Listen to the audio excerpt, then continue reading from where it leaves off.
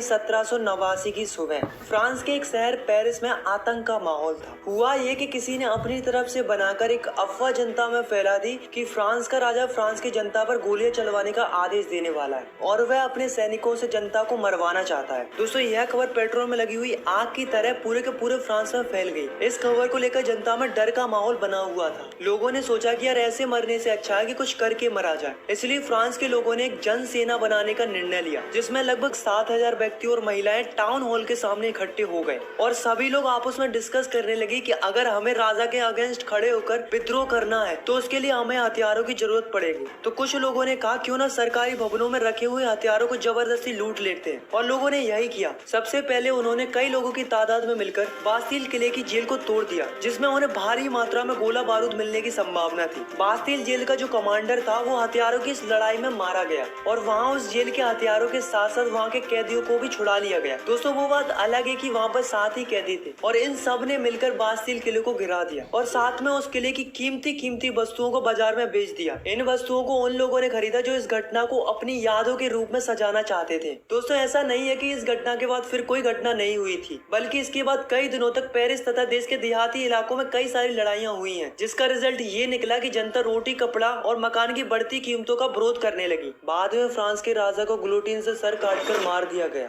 तो दोस्तों, ऐसा क्यों हुआ और कैसे हुआ, चलिए जानते हैं इस वीडियो में।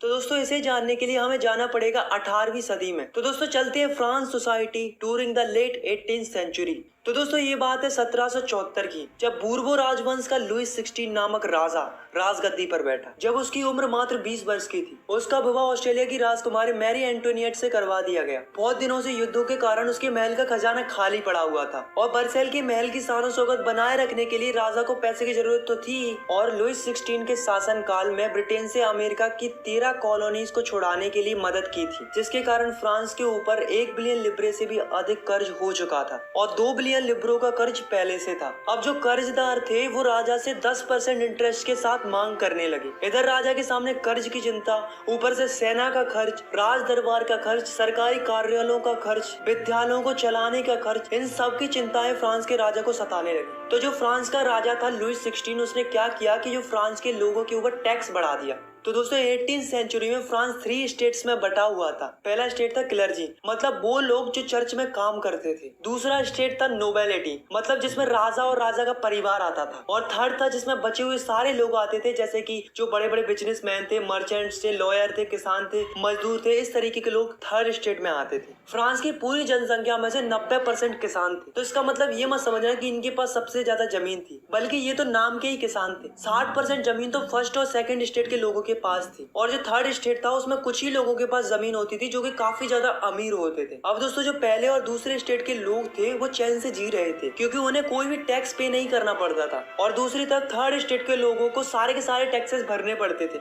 जैसे कि जो टैक्स किसानों के द्वारा चर्च में जाता था उसे हम टिथ कहते थे। ये टैक्स फसल का 10वां हिस्सा होता था और इसे धार्मिक टैक्स भी कहा जाता था। और तो और दोस्तों, राजा ने रोजाना उपयोग में आने वाली सामग्री पर भी टैक्स स्टार्ट कर दिया था, जैसे कि तंबाकू, नमक। तो दोस्तों, इस प्रकार राजा ने महल के सारे खर्च जनता के ऊपर डाल दिए थे और राजा उनसे जबरदस्ती टैक्स वसूलने लगा। और उसे भरते कौन थे? मात्र थर्ड स्टेट के लोग। तो दोस्तों, 1715 में फ्रांस की पॉपुलेशन थी 2.3 करोड़ और 1789 में फ्रांस की पॉपुलेशन बढ़कर हो गई 2.8 करोड़। तो आप देख सकते हो कि जो फ्रांस की पॉपुलेशन थी वो कंटिन्यूअसली बढ़ती जा रही थी। अब आप खुद ही सोचो, अगर पॉपुलेशन बढ़ेगी तो उनकी डिमांड भी बढ़ेगी, क्योंकि फसल की पैदावार तो उतनी ही थी, मगर पॉपुलेशन के बढ़ते लोगों को ज्यादा फूड की रिक्वायरमेंट थी। इसलिए फ्रांस के लोग भूखे मरने लगे, उन्हें खाने के लिए स्ट्रगल करना पड़ता था। इसके चलते पूरे फ्रांस में महंगाई बढ़ गई, गरीब और गरीब होते गए और अमीर होते गए। ऐसा नहीं है दोस्तों कि लोगों ने इसका विरोध नहीं किया, बल्कि विरोध किया था, बल्कि काफी बड़ा रिवोल्ट किया था, पर वो उतना इफेक्टिव साबित नहीं हुआ, क्योंकि लोगों के पास तब ना पैसा था और ना ही लोगों के पास एजुकेशन थी। ऐसे में उनकी बात सुनने वाला कोई नहीं था। अब जैसे जैसे समय निकलता जा रहा था, लोगों की इनकम बढ़ती जा रही थी,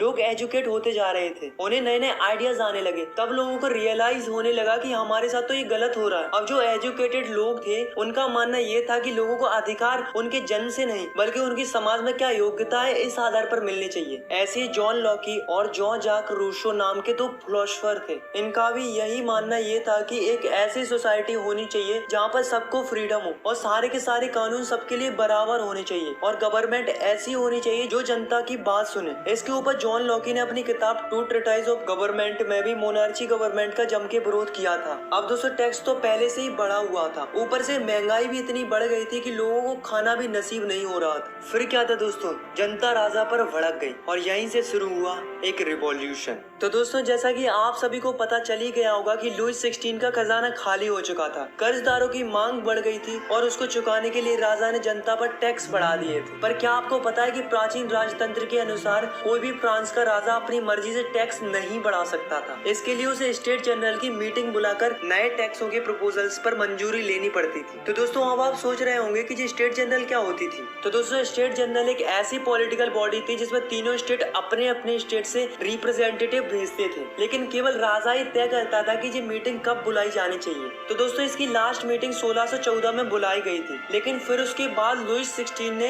5 मई 1789 को नए टैक्स बढ़ाने के लिए मीटिंग बुलाई, जिसमें फर्स्ट और सेकंड स्टेट ने 300 रिप्रेजेंटेटिव भेजे और जो थर्ड स्टेट था उसने 600 रिप्रेजेंटेटिव भेजे। अब दोस्तों इस सभा में किसानों तथा कारीगरों को अंदर जाने की परमिशन नहीं थी। तो दोस्तों इन्होंने क्या किया कि 4000 पत्रों में अपनी शिकायतें और मांगे लिखकर असेंबली में भेज दी। लेकिन दोस्तों असेंबली के अकॉर्डिंग हर एक स्टेट को केवल एक एक वोट डालने का ही अधिकार था। पर अब की बार क्या हुआ कि जो थर्ड स्टेट के लोग थे उन्हें ये मंजूर नहीं था, क्योंकि वो चाहते थे कि पूरी की पूरी असेंबली वोटिंग करे, केवल 3 ही वोट पर फैसला नहीं दिया जाना चाहिए। लेकिन जो लुई 16 था उसे ये प्रस्ताव स्वीकार नहीं था। राजा ने इस थर्ड स्टेट के प्रपोजल को नहीं माना, जिसके कारण क्या हुआ कि जो थर्ड स्टेट के लोग थे वो निराश होकर असेंबली के बाहर चले गए और यही सभी लोग 20 जून को वर्साई के इंडोर टेनिस कोर्ट में जमा हुए। इन सब लोगों ने मिलकर एक डिसीजन लिया कि जब तक हम एक ऐसा कॉन्स्टिट्यूशन नहीं बना लेते जिसमें राजा के पास कम पावर हो, तब तक हम सब लोग मिलकर स्ट्रगल करते रहेंगे और राजा के खिलाफ लड़ते रहेंगे। उन्होंने अपने आप को एक नेशनल असेंबली घोषित कर लिया था। दोस्तों उस असेंबली के 2 लीडर बनाए गए, पहला था मिराबियू और दूसरा था एबेशियस। इन दोनों ने असेंबली को लीड किया।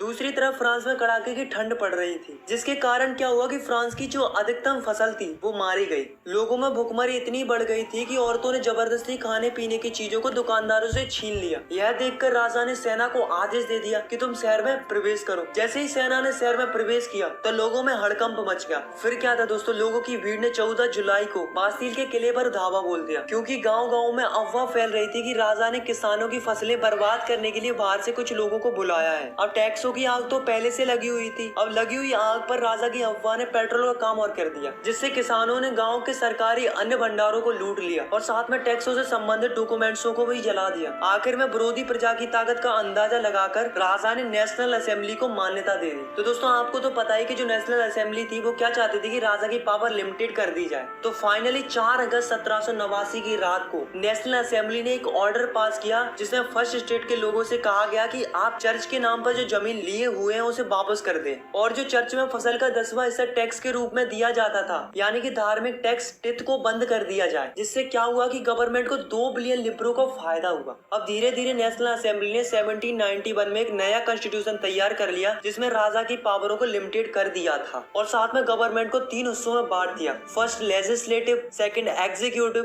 Third judiciary. पहली वो होती है जो कानून बनाती है, दूसरी वो होती है जो ये देखती है कि जो ये रूल्स बने हैं वो फॉलो हो रहे हैं या नहीं हो रहे हैं, और तीसरी वो होती है अगर कोई रूल्स फॉलो ना करे तो उसे सजा देने का काम कौन करती है, जुडिशरी करती है। अब दोस्तों देखते हैं कि 1791 में जो नया